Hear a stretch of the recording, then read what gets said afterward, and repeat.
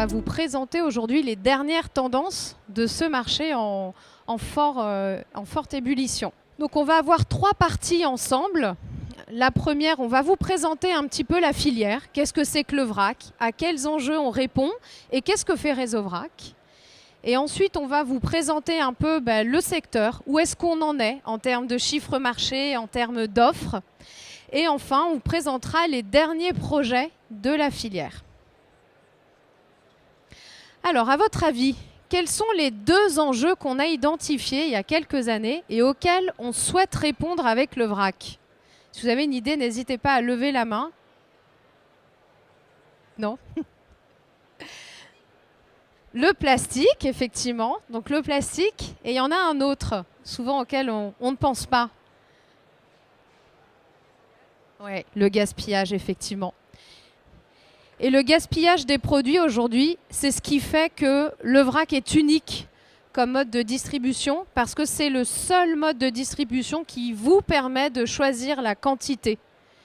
On ne vous dit pas d'acheter plus, on vous dit même peut-être d'acheter moins, d'acheter juste uniquement selon vos besoins. Et ça, c'est rare en fait. Et aujourd'hui, quand on cultive des produits, quand on utilise des terres pour au final jeter ces produits, c'est un peu dommage. Ça fait quand même beaucoup de gaspillage d'énergie, de CO2, d'eau et de matières premières.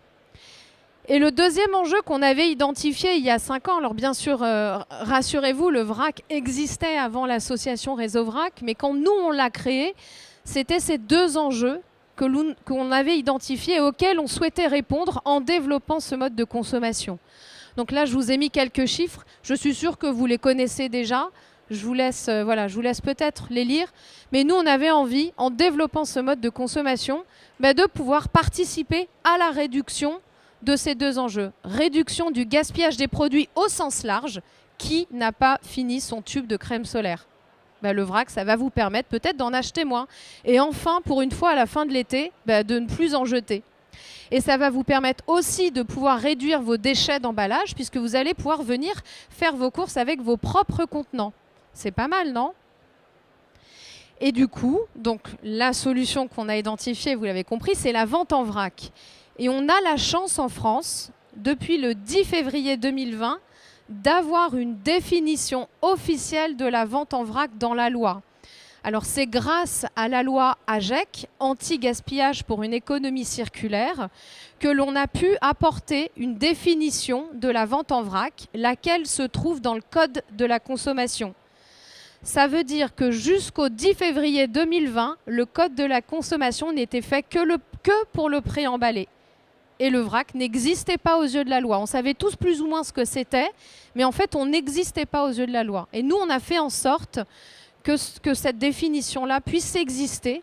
Et en inscrivant une définition, on pose les bases, 1, de ce mode de distribution, et 2, on va pouvoir légiférer pour encadrer les pratiques, professionnaliser les pratiques, donner plus de liberté aussi. On a envie, nous, que tous les produits puissent être disponibles en vrac. Si on veut pouvoir à grande échelle réduire le gaspillage des produits et les déchets d'emballage jetable, il faut qu'on puisse être en mesure de faire toutes les courses du quotidien en vrac. Et donc cette première action de lobbying, puisque je vais vous le présenter, ça fait partie des actions que l'on mène, va nous permettre de poser la première pierre de l'édifice du vrac et d'aller avancer petit à petit et libéraliser, faire grandir ce marché tout en l'encadrant, en le structurant pour le protéger à long terme. Et donc, vous l'avez bien vu, le vrac offre de nombreux avantages. Moins de gaspillage de produits, d'emballage, mais aussi, je vous l'ai un petit peu dit, aussi moins de CO2. Puisque si on jette moins, on gaspille moins, bien entendu, sur toute la chaîne de valeur, on va générer moins de CO2. Et vous avez un rapport qui est sorti en septembre 2020 par le WWF, qui mène une analyse entre le magasin et le consommateur de réduction d'un certain nombre de points, donc réduction du nombre de déchets, réduction du nombre d'emballages plastiques, de consommation en eau, également de CO2. Et ils ont comparé le vrac, alors pas sur tous les produits, sur les pâtes, sur les gâteaux, sur la lessive et sur le gel douche. Et ils l'ont comparé à leur équivalent préemballé jetable. Et bien systématiquement, sur toutes ces analyses, le vrac ressort positif. Attention, je préfère prévenir, ce n'est pas une ACV, ce n'est pas une analyse complète du cycle de vie, mais c'est bien une analyse entre le magasin et le consommateur. Donc ça donne plutôt des indicateurs positifs qui nous donnent raison et qui nous donnent envie de poursuivre aujourd'hui notre travail pour amener plus de vrac chez tous les citoyens français. Mais on a encore de nombreux défis avant de pouvoir généraliser le vrac. On les avait certes identifiés depuis le début, et on commence petit à petit à les lever, mais on a encore beaucoup de choses à faire. Aujourd'hui, le vrac, je vous le montrerai en chiffres, c'est à peine 1% du marché. Donc certes, on a grandi vite, mais on reste tout petit. Ça veut dire qu'aujourd'hui, 99% des courses qui sont faites, en tout cas au niveau des ventes, c'est du pré-emballé jetable, c'est pas du vrac. Donc on a encore un long chemin à faire. Un long chemin pour sécuriser les pratiques. On forme les professionnels. On estime qu'on a formé environ 10% du marché de tous les magasins. Donc ça veut dire qu'il y a 90% des magasins qui n'ont pas été formés par nous. Ça ne veut pas dire qu'ils n'ont pas été formés, mais en tout cas qui n'ont pas été formés aux méthodes réseau vrac, sur les bonnes pratiques d'hygiène du rayon vrac, sur la réglementation. On a envie aussi de faire en sorte que tous les produits soient disponibles en vrac, j'ai commencé à vous le dire, dans tous les lieux d'achat. On n'a pas envie de faire 50 km pour pouvoir acheter seulement 3 produits en vrac. Enfin, il faut rendre l'expérience du vrac pratique. Il faut que ce soit aussi pratique d'acheter en vrac que de prendre un paquet et le mettre dans son panier de courses. C'est ça aujourd'hui notre défi. Et enfin, la création de cette nouvelle filière, elle doit, dans sa globalité, sur toute la chaîne de valeur, générer un impact social et environnemental positif. On n'est pas là pour créer un nouveau mode de distribution, une nouvelle filière qui viendrait générer des externalités négatives. Donc à chaque fois qu'aujourd'hui un adhérent, fournisseur, magasin vient nous voir, on analyse sa manière de vendre, sa manière de commercialiser et on pointe du doigt les zones d'amélioration. Et quand on met en place des projets, on essaye de faire en sorte que nos projets génèrent un impact social et environnemental positif. On analyse tout cela avant de mettre sur le marché et clairement, on n'est pas parfait. On va pas le cacher, puis on vous présentera un projet sur lequel on travaille. Mais un, on en a conscience et deux, on travaille dessus pour être le plus vertueux possible. Et donc c'est pour ça qu'en 2016, il y a 5 ans, on a créé l'association pour faire tout ce travail-là. Démocratiser, sécuriser, faire grandir la filière, générer des impacts positifs. Et aujourd'hui, l'association, elle fédère 1900 professionnels adhérents dans 16 pays, donc ce sont des adhérents francophones. Donc on a en amont de la filière à la fois des producteurs de quinoa, de savon, de gel douche, de gâteaux. On a des fournisseurs d'équipements pour le magasin, d'équipements de services, d'applications de traçabilité, de logiciels de caisse, de meubles, de bacs, de silos, d'étagères. Et puis on a des distributeurs, donc des magasins. À la fois des magasins qu'on appelle spécialisés vrac, qui ne font que ça, de vendre en vrac, qui peuvent exister sous forme isolée ou sous forme de franchise, et des magasins bio également sous forme isolée ou sous forme de franchise. Donc tout ce petit monde-là, et également des porteurs de projets qui sont en train d'ouvrir une épicerie vrac. Donc aujourd'hui, on compte 1900 adhérents. Il y a 5 ans, on était 100. Donc on est content de voir la filière grandir et de pouvoir les accompagner. Et donc pour faire tout ça, pour répondre à ces enjeux, on s'est donné 3 piliers sur lesquels s'appuyer. Le premier, vous l'avez compris, structurer le marché, le professionnaliser. On ne pourra jamais développer un marché si les pieds, si la base n'est pas solide, si on ne donne pas confiance, si on n'inspire pas confiance. Donc c'est pour cela que l'on mène un certain nombre d'actions de lobbying pour faire évoluer la loi, pour la structurer, pour faire en sorte qu'on puisse avoir plus de produits en vrac. Une des premières victoires de l'association, c'était l'huile d'olive en 2018. Faire en sorte que les magasins puissent vendre en vrac de l'huile d'olive sous condition, que l'on a écrit dans un protocole et qui est disponible aujourd'hui. Former au métier de la vente en vrac, ouvrir une épicerie, réglementation, bonnes pratiques d'hygiène, des produits alimentaires, non alimentaires, des produits frais.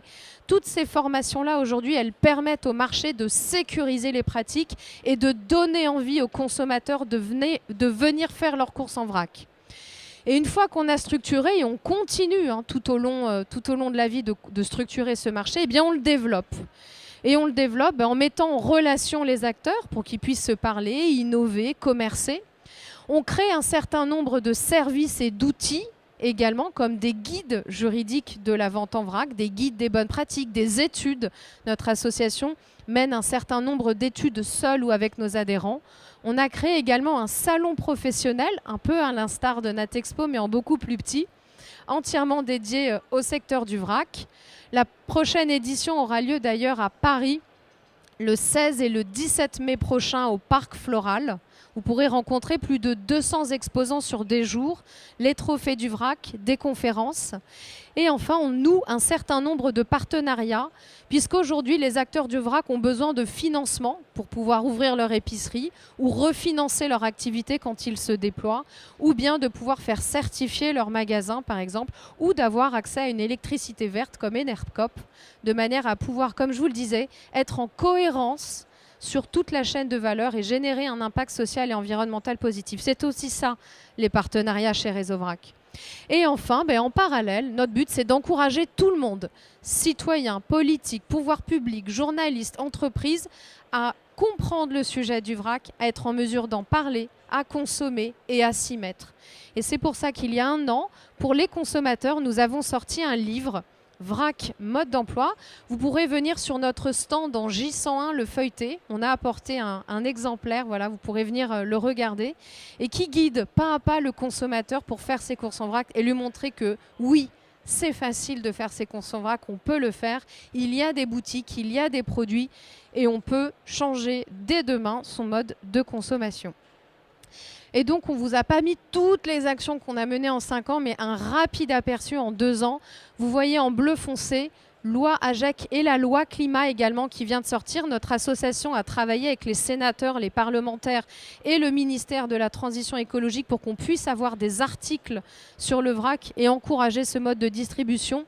Et dans les faits principaux également, on a signé cette année 2 conventions avec 2 régions, la région Bourgogne-Franche-Comté et la région Sud, pour les aider dans leur cadre d'objectifs de réduction des déchets ménagers à développer encore plus que ce qu'on ne le fait déjà la filière du vrac en 2 et 3 ans, de manière à réduire les déchets ménagers dans ces régions. Donc voilà, on est bien occupé. Et on a encore beaucoup de travail à faire, comme vous l'avez vu. Alors depuis la création de Réseau Vrac, globalement, qu'est-ce qui se passe ? C'est un marché, comme vous pouvez le voir, qui est en croissance. Nous estimons que nous dépasserons les 3 milliards d'euros en 2025. Alors au début, on estimait plutôt en 2022 et puis il y a eu la crise Covid. Et la crise Covid, elle nous a fait décaler notre objectif de 2 ans. Et vous le voyez bien au milieu, là, les années 2020-2021. Avant, on était sur une croissance de 40-50% avant la création de l'association et la crise Covid. Enfin, depuis la création de l'association et la crise Covid. Et là, on est plutôt à 7-8% de croissance, en tout cas entre 2019 et 2020, et puis cette année, un petit peu moins. Pour autant, on reste très optimiste sur nos prévisions, pour plusieurs raisons que je vais vous présenter juste après. Premièrement, l'offre de produits ne cesse de s'accroître, donc les clients, les citoyens peuvent acheter plus de produits en vrac. Deuxièmement, on a de plus en plus de points de vente en vrac, donc on peut toucher beaucoup plus de citoyens.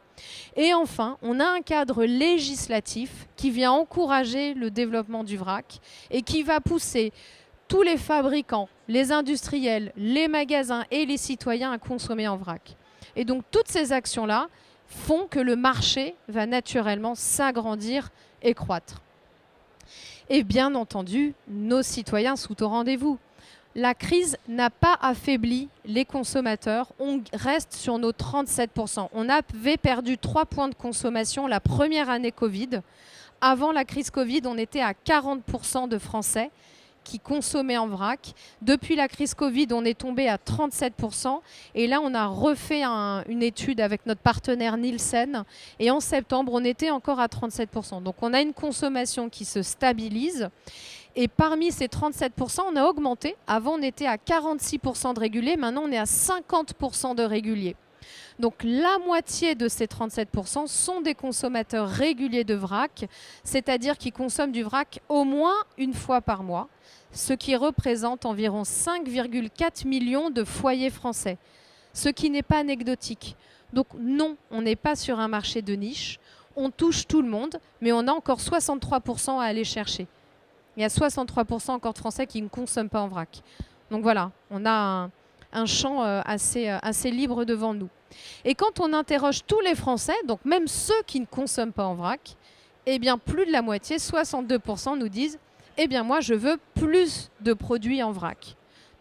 Donc une consommation qui se stabilise, plus de consommateurs réguliers et des citoyens français qui veulent plus de produits en vrac. Donc on a aussi là un marqueur positif qui nous donne un cap et qui nous permet d'avoir ces pronostics et d'avoir envie de nous engager davantage dans ce mode de consommation.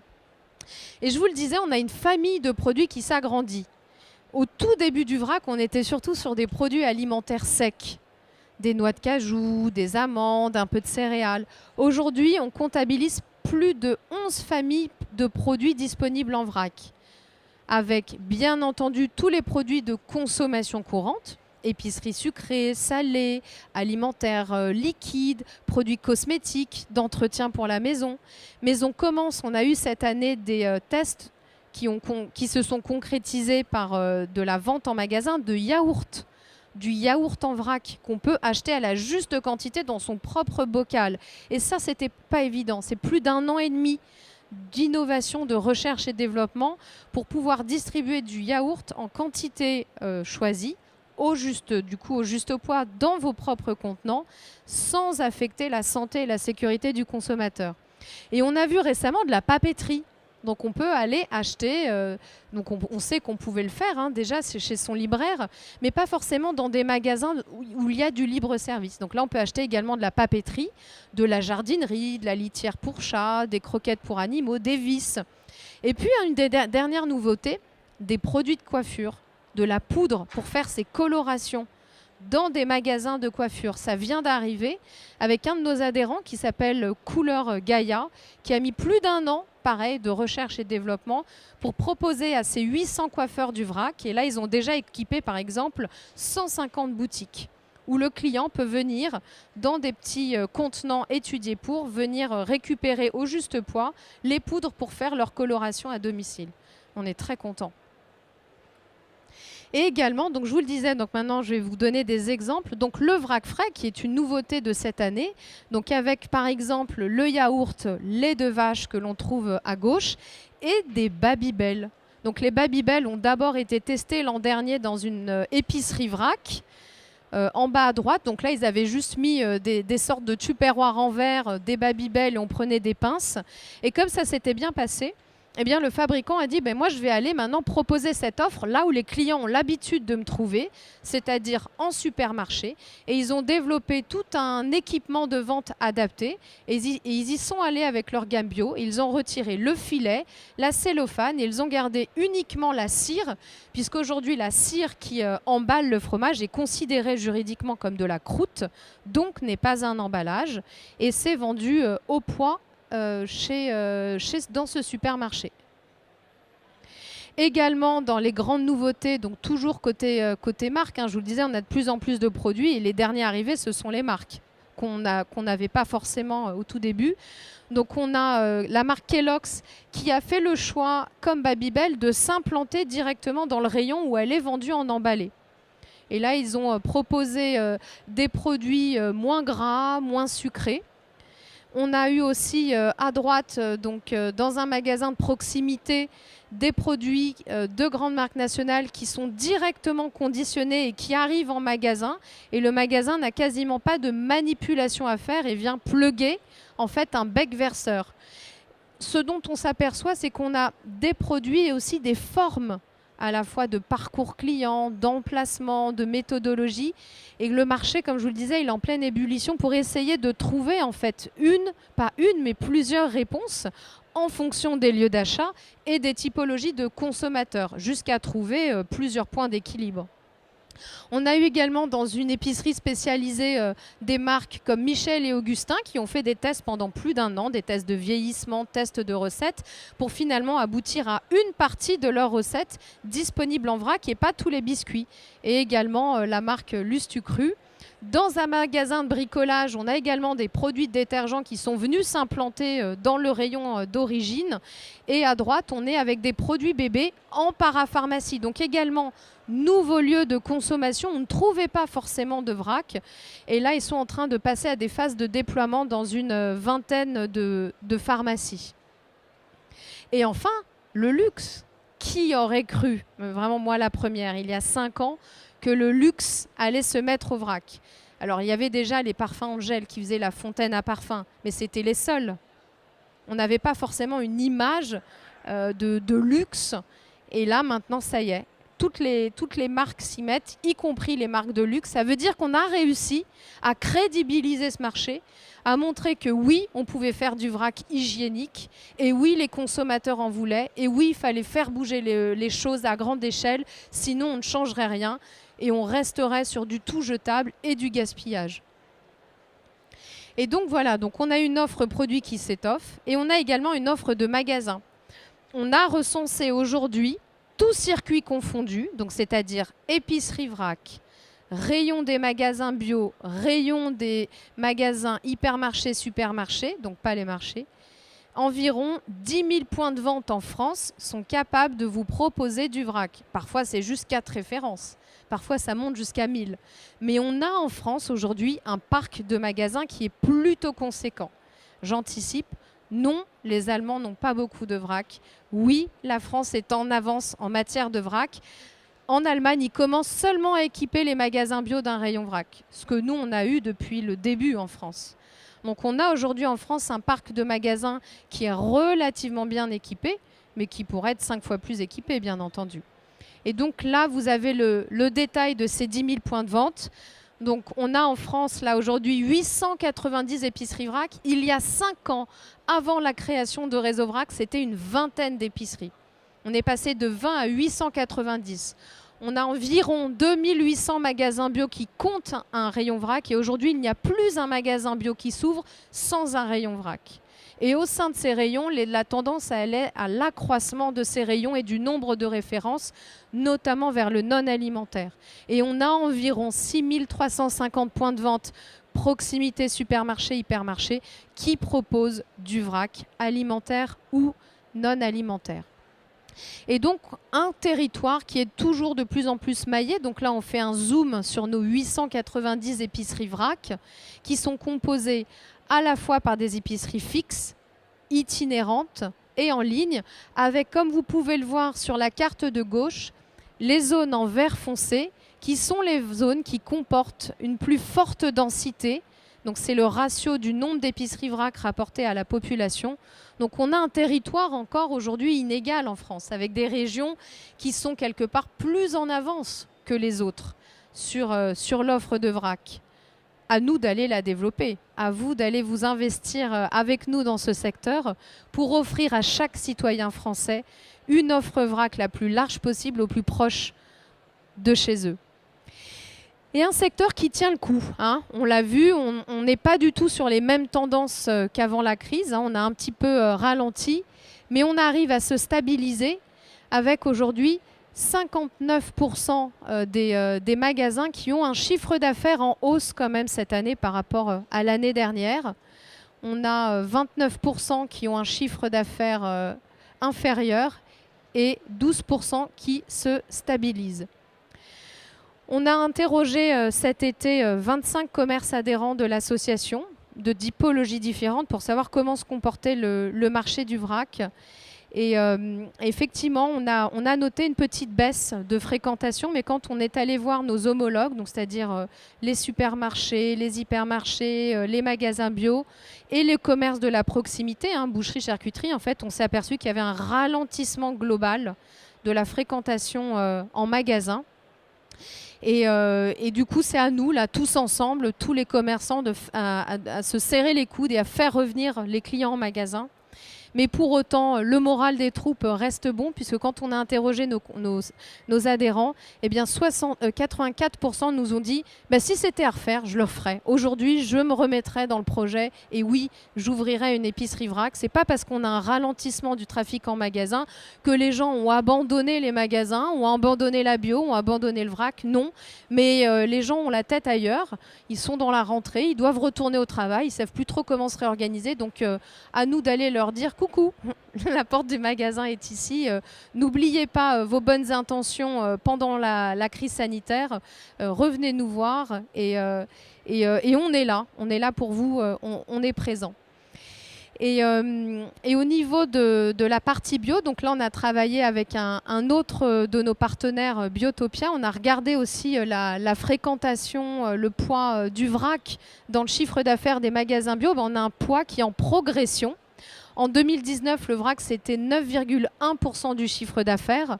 Et en 2020, c'était 9,5%. Donc on a une part au global du rayon vrac, donc hors fruits et légumes, des magasins bio, qui a augmenté entre 2019 et 2020, et des consommateurs qui n'ont pas changé leur habitude sur le vrac.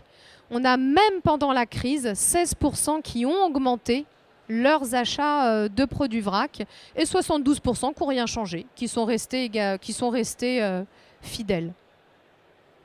Et sur certains rayons alimentaires, ben, le vrac pèse très lourd. On vous les a classés par ordre décroissant. Et donc vous voyez en vert foncé, c'est l'année 2020. Eh bien, les fruits secs ont augmenté, les légumes secs ont augmenté, les bonbons, les oléagineux, le riz. On a eu une petite baisse sur tout ce qui est céréales, semoule, couscous, boulgour. Mais les biscuits apéritifs ont augmenté. Les mélanges de céréales aussi, et une petite baisse légère sur les céréales du petit déjeuner. Et les sucres. Et un consommateur en magasin bio qui est engagé depuis longtemps. Donc on le sait, hein, le bio, le vrac est historiquement né dans les magasins bio, et on a des consommateurs vrac et bio qui consomment en vrac depuis plus de 20 ans. En revanche, ce qui est intéressant de noter, c'est qu'on a depuis 5 ans, donc on a une vraie séparation.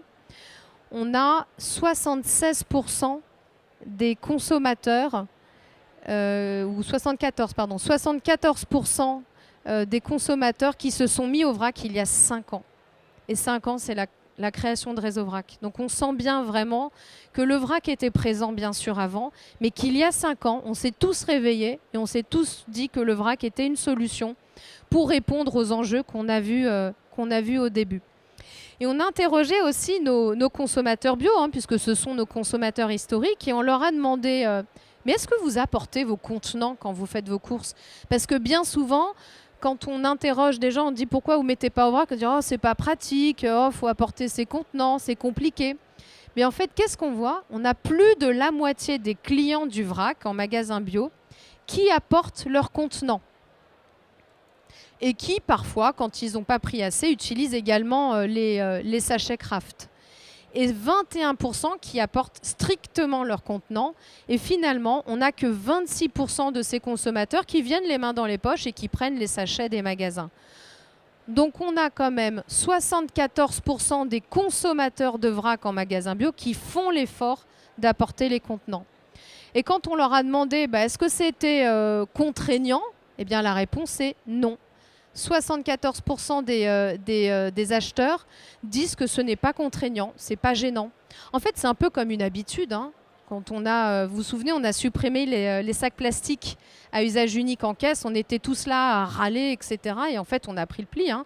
On a un petit tote bag qui est plié quelque part dans son sac à dos ou dans son sac à main. Donc je pense qu'il ne faut pas sous-estimer les citoyens. Quand on a envie d'agir, quand on prend le pli d'une nouvelle habitude, en fait c'est bon, c'est comme arrêter de fumer. Hein. C'est compliqué au début, on y pense tout le temps. Puis le jour où on a arrêté de fumer, on n'est plus là à se dire tiens, il me faut une cigarette avec mon café. C'est pareil. Prendre ses contenants, c'est peut-être un peu une organisation au départ, et puis ensuite on prend le pli. Et puis prendre ses contenants, c'est pas forcément seulement ces bocaux de confiture, ça peut être un petit sac en tissu, ça peut être un petit emballage, un petit contenant, un contenant qui est plus léger et moins volumineux.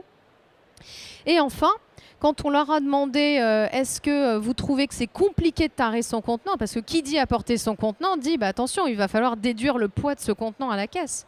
Eh bien, on s'est retrouvé exactement sur le même pourcentage, c'est pas fait exprès, mais 74% des clients qui apportent leur contenant disent bah non, c'est pas très compliqué, c'est pas gênant de tarer. C'est pareil, ça fait partie en fait du schéma d'achat du vrac. Donc tout ça pour dire que ça nous donne quand même plutôt bon espoir sur le fait qu'on peut amener les gens à prendre de nouvelles habitudes sans pour autant que ce soit vécu comme une contrainte. Et quand on a interrogé ces clients pour savoir pourquoi vous vous êtes mis au vrac, eh bien c'est vrai qu'on ne retrouve pas la même motivation que pour l'ensemble de la population française. Chez nos consommateurs de vrac en magasin bio, nos consommateurs qui sont engagés depuis bien souvent, depuis bien longtemps souvent, eh bien la première motivation d'achat, c'est pour réduire ses déchets. Et ensuite, pour acheter la juste quantité. Alors que quand on interroge toute la population française, donc tout circuit de distribution confondu, la première motivation d'achat du vrac, c'est la juste quantité. Je maîtrise ma consommation, je maîtrise mon budget. Et quand on va dans les magasins bio, c'est d'abord pour réduire mes déchets. Donc c'est un peu le top 1, le top 2 et on voit comme par hasard, voilà, on retrouve nos enjeux du départ, on retrouve les avantages offerts par le vrac. Et quand on a interrogé nos clients, on dit bon, ok, vous consommez, c'est pas très gênant d'apporter vos bocaux, c'est pas très gênant de les tarer, mais alors qu'est-ce qu'il faut pour que le vrac soit encore mieux ? La première chose, c'est des informations. Et c'est pas de notre faute. Encore une fois, on revient au départ, c'est la loi. Je vous l'ai dit, la loi n'a jamais été écrite pour le vrac. Donc forcément, quand on essaye de savoir un peu où on se trouve, eh bien, il n'y a pas grand-chose. Et en fait, on nous oblige à écrire pas grand-chose. On doit écrire le prix de vente, le poids, la dénomination du produit, son état physique et les allergènes. Et c'est tout. Donc la liste des ingrédients, ce n'est pas obligatoire. Les valeurs nutritionnelles, ce n'est pas obligatoire. Les conseils d'utilisation, ce n'est pas obligatoire. Le Nutri-Score, n'en parlons pas. Ça n'existe pas, mais ça va arriver. Donc en fait, si vous avez un magasin qui n'écrit pas tout ça et qui écrit les cinq dénominations obligatoires, ce n'est pas un problème. Cependant, nous, ce qu'on a dit, c'est ce qu'on a consigné dans le guide juridique de la vente en vrac, c'est pas parce que c'est pas obligatoire que le client n'a pas envie de le savoir. La preuve en est, on a beau avoir des consommateurs avertis, ils veulent avoir des informations produits. Ça fait 60 ans qu'on est habitué à avoir des packaging avec de nombreuses écritures et informations dessus. Et bien naturellement, on a envie de les retrouver en vrac. Donc notre association encourage tous les distributeurs à aller au-delà des dénominations légales minimum obligatoires du vrac et à aller inscrire davantage. Et aujourd'hui, les magasins spécialisés vrac le font naturellement et les magasins bio également, adhérents notamment de l'association parce qu'on leur dit de le faire. Donc voilà, ça fait partie des choses qui sont recherchées. Et également, effectivement, on l'avait mis, vous vous souvenez, le petit point praticité. C'est vrai que quand même, faire ses courses en vrac, parfois, on peut avoir l'impression que ça prend plus de temps. Alors moi, personnellement, ça prend moins de temps parce que je suis quelqu'un qui va comparer tous les prix, tous les produits, qui prend beaucoup de temps à dire est-ce que je fais le bon choix, est-ce que ce produit-là n'a pas l'air meilleur. Et il se trouve qu'aujourd'hui, dans le vrac, on a souvent un distributeur qui a fait une sélection, qui a pris telle référence de muesli. Et quand moi, je viens pour acheter du muesli, du coup, mon choix est plus rapide. Et donc, en fait, je passe moins de temps à faire mes courses. Mais c'est peut-être à titre personnel. Parce qu'en fait, j'ai pris le pli d'aller tarer mon contenant. Je sais comment me servir. Mais c'est vrai que les premiers pas dans le vrac peuvent ne pas forcément être évidents. Et magasins, allez-y. Si j'ai des magasins là parmi moi, il faut absolument conseiller, accompagner votre client dans cette démarche. Et si dans la salle, il y a des équipementiers, innover sur les équipements de vente, rendez l'achat en vrac le plus facile, le plus fluide possible et bien entendu hygiénique. Et enfin, on a l'impression que parfois acheter du vrac coûte plus cher. Donc c'est bien souvent parce qu'on a affaire à des produits bio plutôt que des produits non bio. Mais ça, c'est une perception, puisqu'aujourd'hui, en fait, la véritable économie, elle est réalisée au moment de l'acte d'achat, au moment où on achète uniquement la juste quantité. On a un sénateur, Guillaume Garot, qui a estimé le gaspillage alimentaire des Français à 33 € par mois. Faites le calcul, 33 € x 12. Ça, en fait, tout cet argent mobilisé au moment, il a terminé à la poubelle. Si on avait pu acheter en vrac en achetant peut-être un peu moins, en ne surconsommant pas, en ne se faisant pas avoir par le 2 plus 1 gratuit, alors qu'on était venu acheter seulement une unité de vente, ben, la véritable économie, elle est là. La deuxième économie, elle est aussi sur sa taxe d'ordures ménagères. Hein. Ça va de 90 à plus de 400 € dans certaines communes. Et les communes qui sont passées au poids ont permis aux citoyens en moyenne de réduire de 20% leur facture d'ordures ménagères au poids. Et là, le vrac, je peux vous dire qu'il est facilement plébiscité. Donc en fait, les coûts cachés, si vous voulez, du pré-emballé jetable, ils sont bien souvent pas vus par les citoyens qui, du coup, comparent des choses qui ne devraient pas être comparées. En fait, c'est juste une autre manière de consommer. Et si on ne surconsomme pas, on jette moins. Donc c'est des économies qu'on fait à ce niveau-là. Puis c'est aussi des économies sur la collecte en porte-à-porte. Voilà un petit peu pour l'état du marché. Et pour finir sur les dernières nouveautés, donc les avancées législatives, on va vous parler aussi d'un projet qu'on a mené. On vous l'a dit, on veut être vertueux sur toute la chaîne de valeur et on est bien conscient qu'on ne l'est pas encore, mais on y travaille. Et enfin, le point des régions. Donc je vous le disais, on a la chance en France d'avoir un cadre législatif favorable. Donc on a eu la loi anti-gaspillage pour une économie circulaire le 10 février 2020 qui a donné 4 choses. Définition de la vente en vrac, droit pour le consommateur de faire ses courses en vrac dans son contenant à partir du moment où ce contenant est manifestement propre et adapté.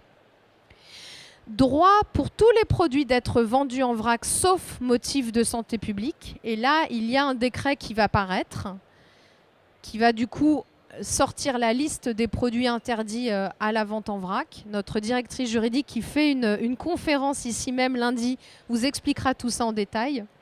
Et enfin, l'obligation pour les produits sous SIQO, donc AOP, IGP, de prévoir dans leur cahier des charges la vente en vrac et de l'adapter. Et depuis, on a déjà eu une première victoire puisque le riz de Camargue est autorisé à la vente en vrac avec le logo. Donc les magasins peuvent vendre du riz de Camargue en vrac et apposer l'IGP. Ça, c'est pas mal. Ce serait un peu dommage de se cacher de la vente du riz de Camargue. Enfin, la loi climat et résilience qui est issue de la Convention citoyenne. Si vous vous souvenez, les citoyens voulaient 50% de vrac dans leurs magasins. Bon, ils n'en auront que 20%, mais c'est déjà pas mal. Hein. N'oublions pas, on ne fait que 1% du marché. Donc moi, déjà, ça me va bien de passer de 1% à 20%. Je ne suis pas contre. Pour les magasins de plus de 400 mètres carrés, ils doivent intégrer soit dans leur surface de vente ou en ratio du nombre de références ou du chiffre d'affaires des produits de grande consommation, des produits présentés sans emballage ou du vrac. Voilà, donc ça, c'est des objectifs. Et dedans, on a demandé aussi de faire inscrire que les pouvoirs publics soutiennent officiellement la vente en vrac. Donc c'est écrit noir sur blanc, on est très content.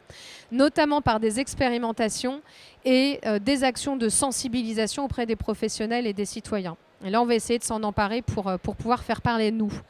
Et enfin, il y a un avis qui est l'avis 88 qui a été promulgué par le Conseil national de l'alimentation. Ce conseil dépend du ministère de l'Agriculture et on a collaboré à cet avis qui renforce en fait toutes les actions de l'association et qui dit qu'effectivement il faut former les professionnels, il faut sécuriser les pratiques, il faut encourager la vente en vrac dès la plus petite enfance, dans les manuels scolaires, à l'école, dans les cantines. Bref, en gros, on a, sans le vouloir, eu un formidable rapport qui vient soutenir notre association. Et enfin, je vous le disais, le vrac commence à être dans tous les tuyaux. Je disais, le Nutri-Score aujourd'hui n'intègre pas le vrac. Eh bien, ils ont envie de pouvoir intégrer les produits en vrac. On a 3 études ADEME qui vont sortir le 25 novembre sur l'aspect sanitaire, analyse du cycle de vie et prix de la filière vrac. Donc nous, on a été dans le comité de pilotage. Donc il y a des choses positives, des choses moins positives, mais on sait qu'on n'est pas parfait. Et donc on va pouvoir se saisir des résultats de ces études pour continuer à s'améliorer et aller chercher des acteurs qui vont nous aider à innover et à faire en sorte qu'on soit toujours plus vertueux. Et enfin, voilà, on est dans l'élaboration du nouveau plan national de prévention des déchets pour la région. Il y a un décret 3R sur la réduction des emballages plastiques auquel on participe parce que le vrac a été identifié comme une des pistes qui va permettre de réduire les déchets d'emballage plastique. Et enfin, il y a le label AFNOR anti-gaspillage alimentaire qui va paraître et qui veut intégrer la vente en vrac.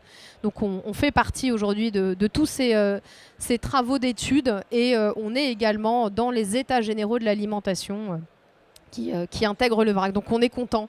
Il y a 5 ans, on n'était pas invité. Hein. Alors, je peux vous dire, on se dit, ah bon, mais comment on fait pour être invité dans ces tables rondes, dans ces groupes de travail? Et maintenant, on sait plutôt plus où donner de la tête et on n'est même pas assez nombreux pour couvrir tous ces sujets parce qu'en fait le vrac fait partie intégrante des réflexions et du coup intégré dans tous ces sujets-là. Et je vous invite à venir lundi, je crois que ce sera à 11 h ou 11 h 30, 11 h, la présentation très détaillée de tout ce cadre législatif qui sera présenté par notre directrice des affaires juridiques, Lucia Pereira. Voilà. Et enfin, donc je vous le disais, on a envie de s'améliorer. On a pris conscience, hein, bien entendu, vous savez, quand vous faites vos courses au vrac avec votre bocal ou votre sac en tissu, ben, vous générez 0 déchet à la maison. Mais votre magasin de vrac, eh bien, il ne reçoit pas ces produits tombés du ciel. Les produits arrivent forcément emballés parce que l'emballage joue un rôle. Protection du produit, transport, logistique, manutention. Et donc, nous, on s'est demandé, à la demande des adhérents de l'association, ben, comment on pouvait réduire en amont, donc c'est-à-dire entre le producteur et le magasin, ces déchets d'emballage du vrac pour pouvoir s'améliorer. Donc on s'est rendu compte qu'au niveau ultra local, on avait déjà pas mal de magasins qui travaillaient avec des producteurs locaux qui disaient tiens, voilà, moi je te livre mes biscuits dans mes seaux de 5 kilos et puis à la prochaine fois, la prochaine commande, tu me les ranges, je les lave et je les reconditionne. Mais ça a 2 limites. La première, c'est que déjà, ça fonctionne bien au niveau local, mais on ne va pas renvoyer à vide des emballages, surtout s'ils sont très lourds. Et le deuxième niveau, ça veut dire qu'il faut que le producteur local il ait un moyen de laver ces emballages et de pouvoir les remettre en circuit. Et ce n'est pas donné à tout le monde. Et donc nous, on s'est dit comment on peut essayer d'apporter une réponse nationale. Par exemple, une épicerie vrac à Paris qui se fait livrer de biscuits qui viennent de Marseille. Et faire en sorte qu'en fait, elle puisse limiter ses déchets. Eh bien, on s'est dit, on va régionaliser une boucle. Vu que ça fonctionne bien au niveau ultra-local, on va essayer de le mettre au niveau de la région. Donc, faire en sorte que dans une région donnée, on reçoive les produits de nos fournisseurs dans des grandes quantités, allant jusqu'au big bag, donc c'est des grands sacs de plusieurs tonnes. Et ensuite, on va conditionner nous-mêmes ces produits, non pas dans des sacs de 5 ou 10 kilos jetables, mais dans des bacs fermés hermétiquement qu'on va pouvoir laver, sécher et remettre en circulation. Et donc on s'est dit, voilà, allez, testons. Donc on a fait un appel à candidature auprès de nos adhérents et on a testé cette année. Donc l'idée a commencé à germer en 2019 et on a pu cette année le tester en Île-de-France. Donc c'est un projet qu'on a baptisé le Hub Vrac et qui rassemble sur la gauche les 21 acteurs concernés par le projet.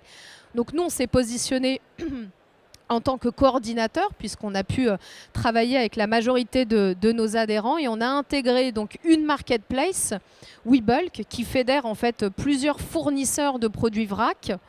Ensuite, on avait un suivi logistique et de tracking et traçabilité pour pouvoir tracer ces bacs, un logisticien qui a conditionné les produits, un centre de lavage, un transporteur, des fournisseurs de produits et des épiceries qui ont testé. Et donc là, c'est le schéma, ça a l'air compliqué, mais ça ne l'est pas. Vous imaginez, donc le fournisseur envoie en Île-de-France ses produits, on conditionne ces produits dans des bacs. Une fois que les épiceries ont passé commande sur la marketplace, on envoie les bacs via notre transporteur dans les épiceries. L'épicerie scanne les QR codes qui étaient mis sur les bacs pour toute la traçabilité, vérifier aussi, faire un contrôle réception pour vérifier si les produits reçus étaient conformes, s'ils n'avaient pas été endommagés. Ils stockent les bacs, ils les mettent, ils les transvasent dans les bacs et les silos. Et une fois que les bacs étaient vides, eh bien, à la prochaine commande, le transporteur venait remporter des bacs pleins et reprenait les bacs vides. Et les bacs vides allaient dans le tunnel de lavage. Une fois qu'ils étaient lavés, séchés, ils repartaient sur la plateforme logistique pour être re-remplis à nouveau. Donc, vous avez compris, L'idéal, ce serait d'avoir un peu ces deux métiers de laveur et de conditionneur au même endroit, mais on a fait déjà avec les infrastructures existantes. Donc on en avait un qui était dans le 78, si je ne dis pas de bêtises, 77, et un dans le 94. Donc on est resté voilà, sur un périmètre acceptable, je crois, de 60 km entre le conditionneur et les épiceries. Donc on a fait ce test-là pendant 3 mois. C'est à peu près 160 bacs qui ont réussi à circuler, à être mis sur le marché. Donc voilà en photo un peu les sujets. Donc on a une épicerie voilà, qui recevait les bacs. On avait là dans l'entrepôt les conditionnements. Donc parfois on pouvait recevoir les produits dans des très grands contenants et parfois non. Il faut savoir que le test a été fait en conditions réelles. On n'a pas demandé à l'usine d'adapter sa ligne de production pour nous sortir des produits en big bag. On a fait véritablement avec l'existant. Et bien, malgré l'existant, donc qui est forcément perfectible, on a eu des résultats très positifs. Ben, globalement, d'abord, nos commerçants, ils étaient contents qu'on ait pu mettre en œuvre un test pour essayer de répondre à leurs demandes et à celles de leurs clients. Deuxièmement, globalement, les produits sont arrivés dans de très bonnes conditions. On a juste eu, je crois, un produit qui avait un peu perdu d'eau, donc le sucre avait un petit peu cristallisé. Mais voilà, on n'a pas eu de mythe alimentaire, on n'a pas eu de charançon, il n'y a eu aucun problème de ce genre. Et le bilan environnemental était positif. Alors, on a fait uniquement un bilan carbone. Donc, on a mesuré le bilan carbone et on a réussi à réduire de 0,5 kg de CO2 par bac, en comparant avec un système d'un sac de 10 kg. Je moyennise parce qu'on avait parfois des bacs de 4 litres et parfois de 14 ou 16 litres. Donc tout ça, ce sont des chiffres. Et donc c'est toute la boucle qui a été voilà, étudiée. Les commandes voilà, étaient bien livrées, bien réceptionnées, c'était facile. Donc dans les points d'amélioration, c'est que parfois les bacs étaient trop remplis ou pas assez. Donc il faut encore qu'on trouve peut-être le bon ratio remplissage par type de produit, par type de bac. Parfois certains bacs se fermaient pas bien. Donc voilà. Mais encore une fois, on l'a fait avec l'existant. On n'a pas été faire fabriquer des bacs. Donc ça faisait partie des points d'amélioration. Et puis, vous vous doutez bien, hein, quand vous avez vu tous ces protagonistes, c'était pas gratuit. Et que forcément, ça coûte plus cher que de se faire livrer son riz en vrac dans un sac en plastique qu'on va finir par jeter. Vous avez dû voir le rapport du WWF qui est sorti en septembre qui dit que le coût du plastique à usage unique, des emballages plastiques, devrait être 10 fois supérieur à ce qu'on l'achète. Donc déjà, forcément, on part mal, hein. On paye un prix du plastique à usage unique 10 fois en dessous de sa valeur. Donc vous imaginez bien que quand nous, on est là à faire du réemploi avec tous ces acteurs, on ne va pas être compétitif. Donc comment atteindre la compétitivité ? Eh bien, il faut plus de volume. Donc il faut qu'il y ait beaucoup plus de produits commandés, beaucoup plus de bacs mis en fait en branle. Et on va pouvoir diminuer au moins par 3 les coûts du pilote. Donc ça veut dire qu'il faut plus d'acteurs, plus de magasins, plus de fournisseurs et effectivement travailler sur les points d'amélioration pour essayer d'avoir un service qui est compétitif. Et on a aujourd'hui au sein de l'association, on est content parce qu'on a réussi aussi à faire des émules. On a des adhérents qui ont trouvé que le pilote était bien et qui ont envie de s'en emparer et qui commencent à le tester dans la région près d'Avignon. Donc voilà, on va voir ce que ça donne. Et puis on compte aussi sur nos travaux avec les régions pour essayer d'aller chercher des financements. Parce que là, tout ce qu'on vous a montré, ça a été fait bénévolement. Chacun des acteurs a investi, et notamment la marketplace qui a payé FM Logistique, qui a payé le transporteur, etc., pour que ça puisse fonctionner, et personne ne s'est payé. Ça a été vraiment un investissement pour déjà essayer de se dire, est-ce que ce n'est pas une fausse bonne idée ? Est-ce que déjà, en termes pratiques, ça fonctionne ? Et oui, on a eu la réponse, ça fonctionne. Il y a des choses à améliorer, et il y a un modèle économique à trouver si on veut pouvoir être vertueux sur toute la chaîne de valeur du vrac. Et donc, enfin, comme je vous le disais, on a signé cette année 2 conventions avec des régions. pour pouvoir structurer, animer, développer la filière du vrac dans les régions, travailler aussi sur la commande publique. On a envie qu'aujourd'hui le service public s'empare du vrac et puisse eux aussi limiter le gaspillage, les déchets d'emballage. Donc on va travailler avec les agents au niveau du territoire. On va aller faire de la sensibilisation grand public, ce qu'on ne faisait pas. Et c'est pas moins de 37 actions, ces programmes régionaux sur 2 et 3 ans. Donc voilà, et puis là on est en discussion avec une 3e région, la région Centre-Val de Loire, qu'on a rencontré mardi, avec un vice-président qui s'est montré très dynamique et qui a envie, lui aussi, d'accompagner la filière du vrac à se développer dans sa région.